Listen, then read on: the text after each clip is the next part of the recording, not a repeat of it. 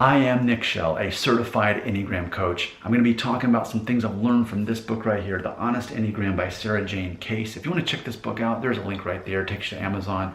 You can pay less than I probably did for it, and good for you. I'm happy. I celebrate that for you. Also, maybe you're new to Enneagram and you don't really understand which number you are. There's a link for that too. It's free to take that test, and you'll probably find out in about 10 minutes. A good idea of probably who you are. And then lastly, if you'd like to be like me or the 4 other people who've watched this video and click the link, you can be. There's a link on there also where you can become certified for Enneagram. So thank you to the 4 people who did that. I'm welcome to the club is what I'd say. So this is going to be a lot of fun for me. It's only been in the past week that I've really understood that I'm not an 8. I'm not a 7. A lot of people thought I was, including me. And never once did I take the Enneagram test and it showed that I was a 6 because I am the counterphobic 6. So therefore, I look like the thing I project, which is I'm not afraid. Oh, there's a challenge? I'll do the challenge. But ultimately, a 6 is motivated by fear about things that might happen that are bad. Well, my version of it prepares for them and it takes them head on. So of course it seems like an 8-7 or at least a 7-8. That makes a lot of sense. In reality, I'm the counterphobic 6, wing 7, which specifically the sexual subtype. So this is going to be a lot of fun because have I been this way my whole life? No. Actually, it's been a solid 30 years that I've been transmitting or projecting this idea that I'm this stronger, tougher person than I actually am, and that I've been not only fooling a lot of people but myself. I mean, again, I took multiple tests and it never said that I was a 6. That's how convinced my subconscious was. So I think before I show you these pictures that prove that I have changed over the years, over the last 30 years specifically is when I switched over, I'm going to look at the section on subtypes for 6s, and you can see this. Let me just review these with it. This is the sexual subtype of a 6. Turns against fear and leans into strength. When feeling fear, leans into it and runs toward it. Bold and fierce, often focused on being physically strong. Takes on an intimidating stance. Has a need to be the contrarian and focuses on being the opposite of the group. Often likes to disrupt and stir up trouble. Can look like a type 8. Okay, so there's the subtype of a 6 that I am. And I'm going to show you this. I'm going to show you this photo of me. I think this is like 1986. So yeah, like the same year that this Stranger Things season 4 is taking place. Okay, let's let the light adjust. It's going to take just a second. But here is a family photo of me. There's me in 1986 as what, a 5-year-old. Okay, look at the, you can clearly see I'm nervous, I'm anxious, I'm afraid. And it's just a family photo. Now, let me see if I can show you 1991 me. Now, I'm feeling more confident, but if you look at my eyes, like maybe cover my mouth and just look at my eyes, it's still in there. That anxiety is still in there, but I'm doing my best. Don't look at me being in Scouts. I'm, quote, what, being prepared, and that's exactly, it's funny because that was the most consistent extracurricular, it's hard to say, isn't it?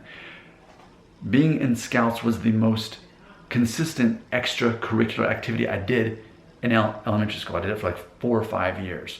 It's all focused on being prepared and challenging yourself and taking challenges head on, right? That makes a lot of sense now. That was probably very important for me during those years. So I started that in 1st grade, and then I got out by, I think, like 5th grade. By the time I got out, 1992, 30 years ago, was when this started happening. So yes, I was really a nervous kid. I even had like ulcers from it, like stomach problems. I had a lot of anxiety. I'd have, I guess now I understand, as a kid I would have ultimately these anxiety attacks. And I do think they were largely triggered by red food dye and sugar that I ate junk back then. I was a kid in the 90s, late 80s. So ultimately though, that's who I actually was. But again, 20 years ago, and in 1992, there became a switch. I was in 5th grade. I guess that's when I ended being in Scouts. And I think in my brain, I still had to do something to kind of take that place in my brain. And so, get ready to laugh, I created something at PE, at recess or whatever, during 5th grade called the Nick Bob Ability Test. Please laugh. Please clap. Nick Bob was just a silly nickname that my dad called me. It was just a running joke. So during recess, you know, the other boys are playing football, the girls are doing whatever, there's people playing on the playground. What I did, I went to the supply closet and I got jump ropes and soccer balls and kickballs, and I created this whole obstacle course, basically, that during the whole time at PE, I would recruit people to say, hey, you want to try to pass the Nick Bob Ability Test? So it had something to do with running reloads, and I had my stopwatch. They had to do it in a certain amount of time. They had to run around the playground a certain way. They had to do the monkey bars. It was this whole physical fitness test that I created. But at the end of it, to pass, you had to draw like a self-portrait of yourself. So it even included some art or something at the end. And then I would give you your certificate. Isn't that crazy that I actually did that? But so much of my 5th grade school year, that's what I did. So let's put this in the perspective of this 6 wing 7 counterphobic 6 that's focused on building relationships, the sexual 6. So what was I doing? I was recruiting people. I was building a network. I was focused on physical fitness and strength. But still, I was building a network and connecting with people like that. Instead of playing the games that they were playing during free play, I did my own thing. And that makes a lot more sense now. It was focused on physical fitness. And you know, even since then, that's always been me. Even now, what do I do for a living? I'm a recruiter. And even though the past couple of years since COVID, you know, I've been going to the gym 6 days a week, walking 2 miles a day, and now I'm part of also a men's fitness group too. But I was always focused on fitness. It all started with this Nick Bob Ability Test, and granted, I played some sports and stuff like that also in elementary. But in high school, that's when I started running, and I would be running every day. And then I also started working out some, and then college working out some. But even at my job that I worked at for 12 years, I took my mountain bike to work, and during my lunch break, I would bike a couple miles. I would even go to the nearby playground and do pull-ups. I would go on walks. I mean, I've always been focused on that. Not about being the strongest, but just being physically fit. That's always been very important to me. And I think that probably goes hand in hand with the subconscious thought of me projecting myself as stronger than I actually am. Because remember, I'm that same nervous little kid in the photo, in the same way, even when I was smiling as a scout, I still saw the anxiety in my eyes. So it's the difference between, you know, I guess a regular 6 and a counterphobic 6 is that, you know, I see what I'm afraid of, I see what I'm anxious about, and I'm just going to go ahead and tackle it.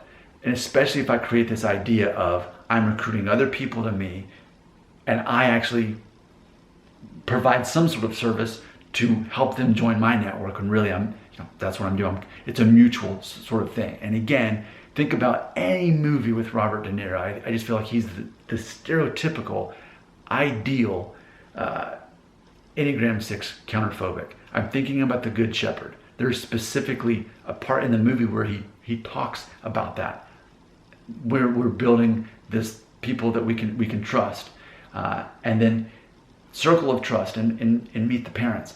Ben Affleck has a lot of movies where he's doing the same thing. Even if it's when he was Batman, he still is recruiting people in his network. And it's ultimately out of fear and overcoming that fear. So yeah, the Nick Bob Ability Test, the past 30 years of my life, I've been counterphobic. Before that, you can clearly tell it did not appear that I was confronting my fears. But it took me till by the time I got out of Scouts, I just now realized that connection here in this video, whether that's related or not. Your comments belong right here.